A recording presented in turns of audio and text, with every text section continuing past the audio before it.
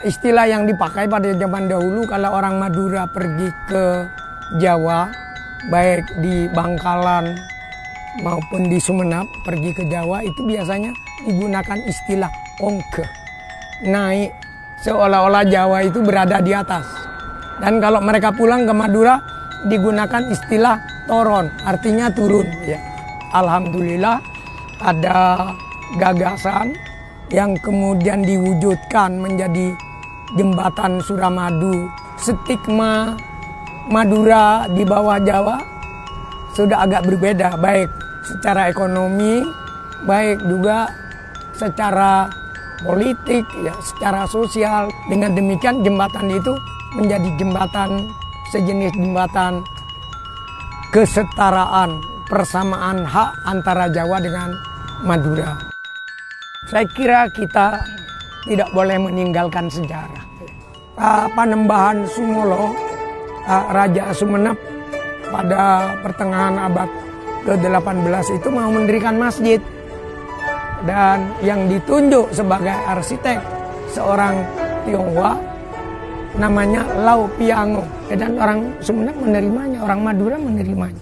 Dalam adagium Madura yang bunyinya cukok pulus macam berna melebenting sesek napoteh reng sebegus tata keramana mon epanteng macam lepateh. Itu artinya orang yang bagus tata keramanya, orang yang bagus moralitasnya, berada dimanapun dia akan sejuk dipandang. Sebenarnya sejak sebelum itu sudah terjadi ya interaksi budaya, akulturasi budaya antara Tionghoa dengan Madura, dan masjid ini semakin mengukuhkan rasa persaudaraan itu. Saya sendiri masih punya darah Tionghoa. Adanya jembatan Suramadu itu harus diimbangi oleh kreativitas. Dan untuk bisa kreatif, kita harus belajar.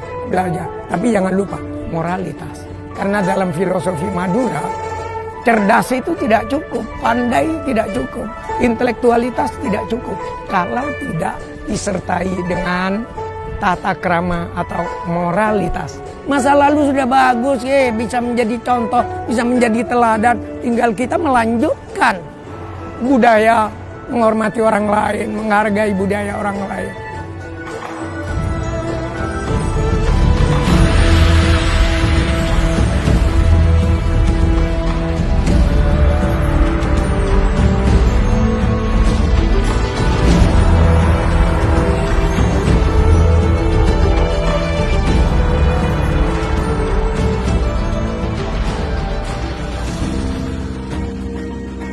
Sejak dulu kami putra-putra Madura tidak malu mengayun cangkul, tidak jijik berlumur lumpur. Karena pada detak cangkul dan lumpur, darah terasa menyala dan berdebur. Tanah air akan makmur. Dulu antara Madura dengan Surabaya ada jarak Selat Madura. Kalau kami mau ke Surabaya harus berdayung sampan, harus menebar layar. Tapi akal sehat dan ilmu terus berkembang. Memasuki abad ke-21, dipancanglah besi dan beton antara Kedinding dan Sukolelo. Madura terus bergerak, berjuang untuk mengejar ketertinggalan. Agar orang Madura bisa mengharumkan Indonesia. Jembatan Suramadu, jembatan kesetaraan, jembatan persaudaraan, jembatan kemajuan, kehormatan menuju rahmat Tuhan.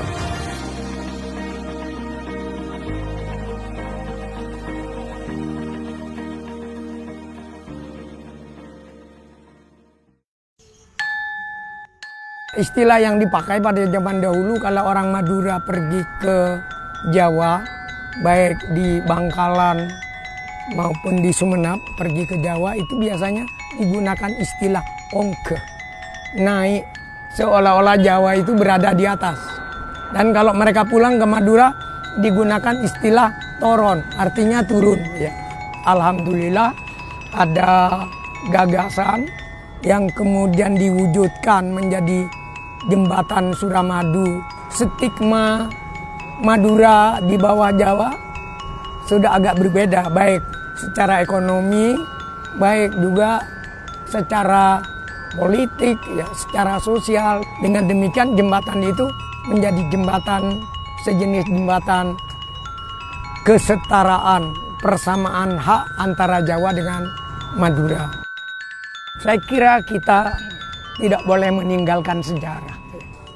Panembahan Sumolo, Raja Sumenep pada pertengahan abad ke-18 itu mau mendirikan masjid. Dan yang ditunjuk sebagai arsitek seorang Tionghoa namanya Lau Piango. Dan orang Sumenep menerimanya, orang Madura menerimanya. Dalam adagium Madura yang bunyinya cukok pulus macem berna melai penting sesek napoteh reng sepukus tata keramana mon epanteng macelepateh. Itu artinya orang yang bagus tata keramanya, orang yang bagus moralitasnya, berada dimanapun dia akan sejuk dipandang. Sebenarnya sejak sebelum itu sudah terjadi ya interaksi budaya, akulturasi budaya antara Tionghoa dengan Madura, dan masjid ini semakin mengukuhkan rasa persaudaraan itu. Saya sendiri masih punya darah Tionghoa. Adanya jembatan Suramadu itu harus diimbangi oleh kreativitas. Dan untuk bisa kreatif, kita harus belajar. Tapi jangan lupa moralitas. Karena dalam filosofi Madura, cerdas itu tidak cukup, pandai tidak cukup, intelektualitas tidak cukup kalau tidak disertai dengan tata krama atau moralitas. Masa lalu sudah bagus, ya, bisa menjadi contoh, bisa menjadi teladan. Tinggal kita melanjutkan budaya, menghormati orang lain, menghargai budaya orang lain.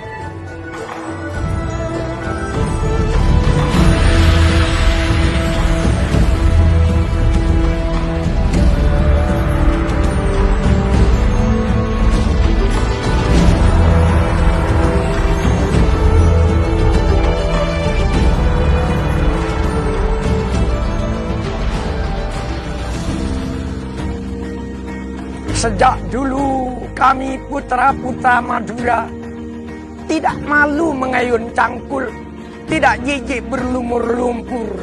Karena pada detak cangkul dan lumpur, darah terasa menyala dan berdebur. Tanah air akan makmur. Dulu antara Madura dengan Surabaya ada jarak Selat Madura.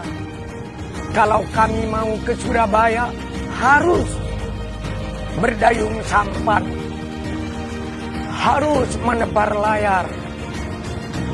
Tapi akal sehat dan ilmu terus berkembang. Memasuki abad ke-21, dipancanglah besi dan beton antara Kedinding dan Sukolelo. Madura terus bergerak, berjuang untuk mengejar ketertinggalan, agar orang Madura bisa mengharumkan Indonesia. Jembatan Suramadu, jembatan kesetaraan, jembatan persaudaraan, jembatan kemajuan, kehormatan menuju rahmat Tuhan.